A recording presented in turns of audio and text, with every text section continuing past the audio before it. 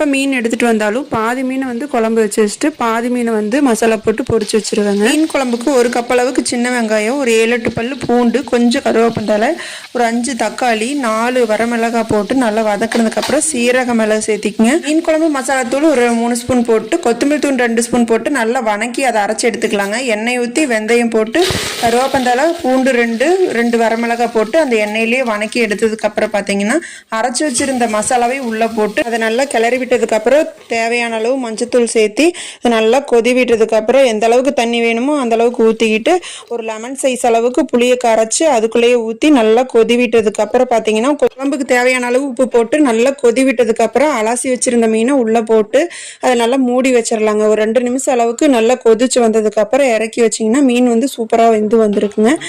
டேஸ்ட்டும் நல்லா இருக்குது. ரொம்ப கொதி விட்டிங்கன்னா அது மீன் வந்து உதிரியாட்டம் ஆயிரும். புளி ஊற்றி இருக்கிறதுனால அடுத்த நாள் சாப்பிட்றதுக்கும் இந்த குழம்பு சூப்பராக இருக்குங்க.